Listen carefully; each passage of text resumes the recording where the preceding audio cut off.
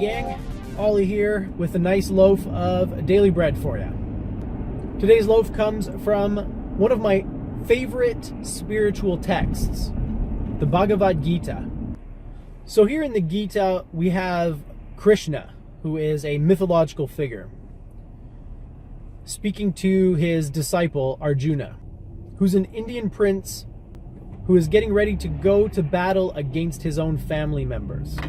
Before the battle starts, Arjuna has some doubts.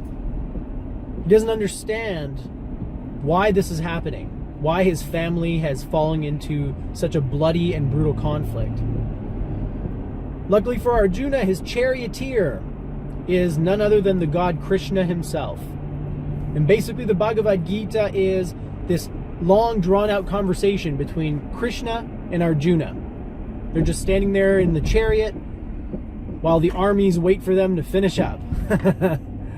Of course, it's not a literal story, and I think a lot of scholars and people who are familiar with the Gita acknowledge that. It's an allegory that represents every individual's battle with his lower or her lower nature. So Krishna provides Arjuna with a great deal of advice. And what he's describing in this particular passage is an individual who has made a certain amount of progress on the spiritual path. Those who possess this wisdom have equal regard for all. They see the same self in a spiritual disciple and an outcast, in an elephant, a cow, a dog. Such people have mastered life. Krishna describes such an individual as seeing the self in all creatures. Doesn't matter if it's a homeless person, a guru, a politician, or a fast food worker. The one who has made sufficient progress will see the one self in all people.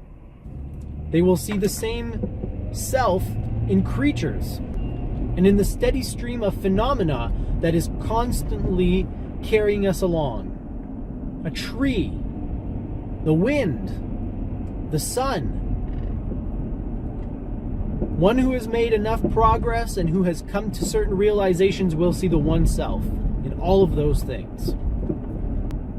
In one of the last daily breads that I shot, I quoted the poet Kabir, and I talked about the pilgrimage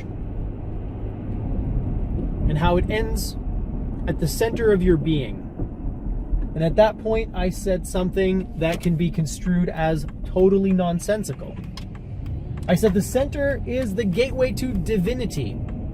I also said that it was the umbilical cord connecting your individual consciousness to the cosmic consciousness. This cosmic consciousness that I'm referring to is the same self that Krishna is referring to.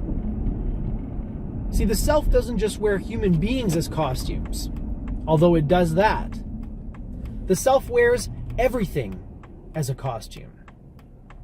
The universe is the self's ultimate costume.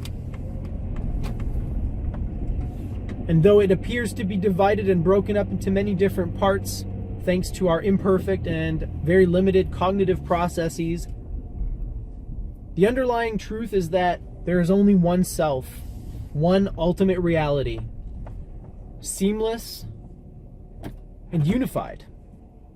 We can't see this reality because our brain is a binary system. It processes information in terms of ones and zeros. And this one self that Krishna is describing is non-binary. The Brahman is a 1 and a 0. Much like the Chinese symbol of Tao, which is made up of a yin and a yang. Well, the yin and the yang are simply two aspects of a single whole.